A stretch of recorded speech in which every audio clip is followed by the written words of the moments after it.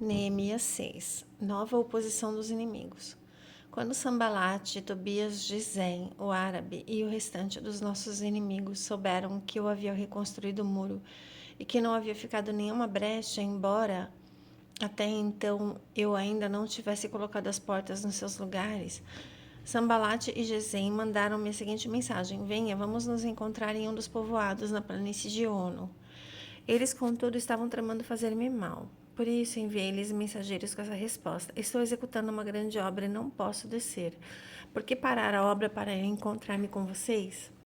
Eles me mandaram 4 vezes a mesma mensagem e todas as vezes lhes dei a mesma resposta. Então, na 5ª vez, Sambalate enviou-me um mensageiro com a mesma mensagem. Ele tinha na mão uma carta aberta, em que estava escrito: Dizem entre as nações, e Gesem diz que é verdade, que você e os judeus estão tramando uma revolta, e que por isso estão reconstruindo o muro. Além disso, conforme dizem, você está na iminência de se tornar o rei deles.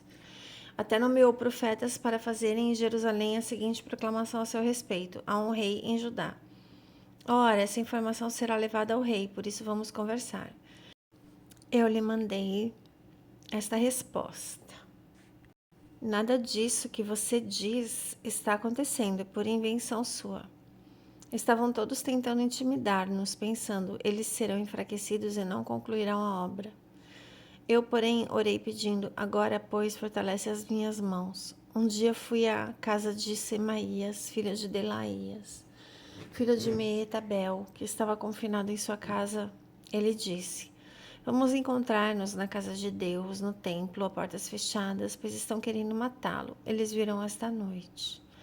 Eu, porém, lhe respondi: Acha que um homem como eu deveria fugir?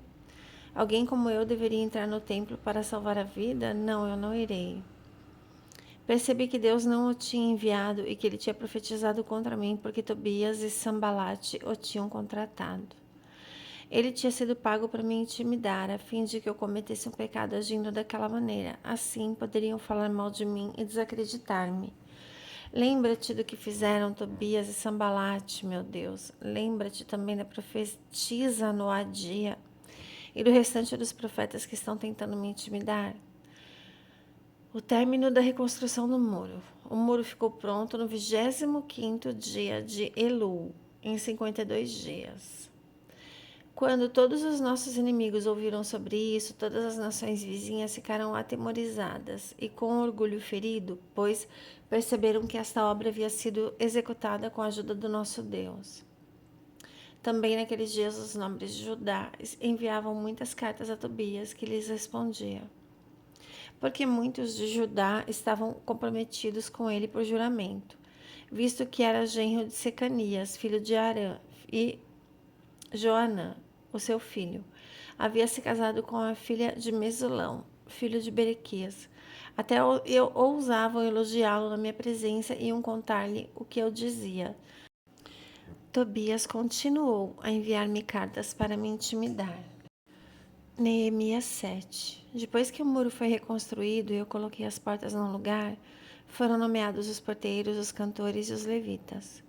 Para governar Jerusalém, encarreguei o meu irmão Hanani e com ele Hananias, comandante da cidadela, pois Hananias era fiel e temente a Deus mais do que a maioria dos homens. Eu lhes disse: As portas de Jerusalém não deverão ser abertas enquanto o sol não estiver alto, e antes de deixarem o serviço, os porteiros deverão fechar e travar as portas.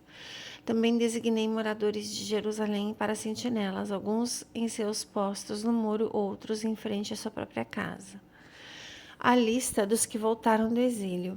Ora, a cidade era grande, espaçosa, mas havia poucos moradores, e as casas ainda não tinham sido reconstruídas. Por isso, meu Deus pôs no meu coração reunir os nobres, os oficiais e todo o povo para registrá-los por famílias.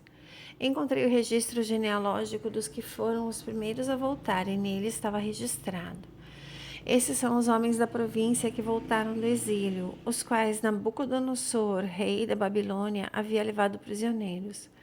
Eles voltaram para Jerusalém e para Judá, cada um para sua própria cidade. Na companhia de Zorobabel, Jesua, Neemias, Azarias, Raamias, Naamane, Mardoqueu, Bilzã, Misperet, Bigvai, Neum e Baaná.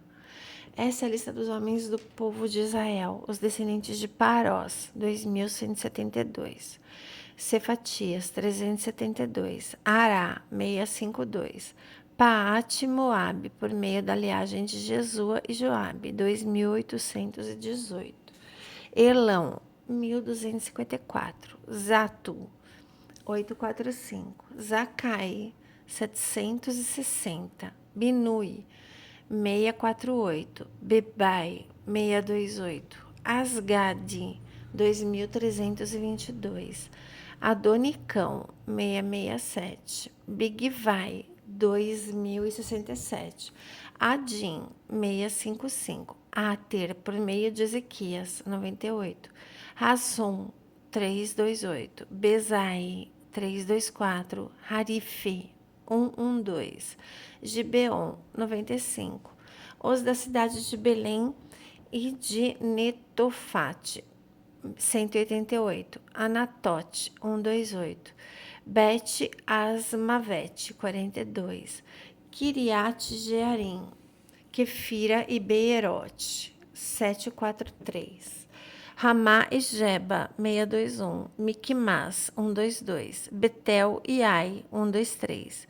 O outro Nebo, 52. O outro Elão, 1254. Harim, 320.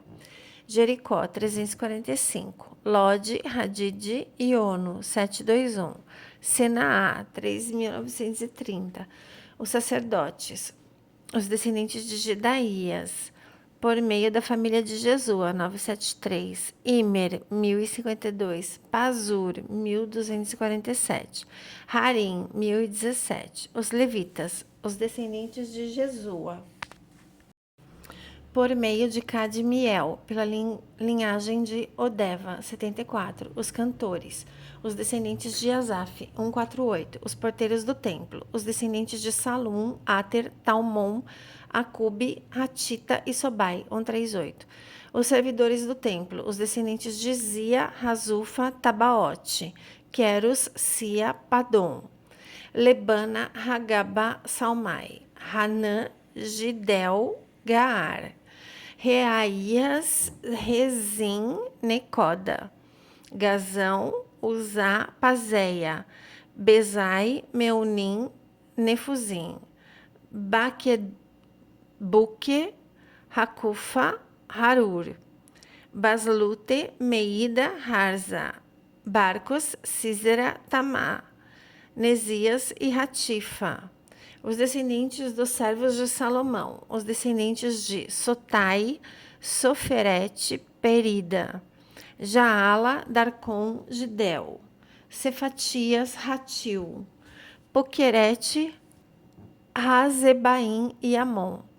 Total dos servidores do templo e dos descendentes dos servos de Salomão, 392. Os que chegaram das cidades de Tel-Melá, Tel-Harza, Querube, Adom e Imer, mas não puderam provar que suas famílias eram descendentes de Israel. Os descendentes de Delaías, Tobias e Necoda, 642. Entre os sacerdotes, os descendentes de Abaías, Racós e Barzilai, homem que se casou com uma filha de Barzilai de Gileade e que era chamado por aquele nome.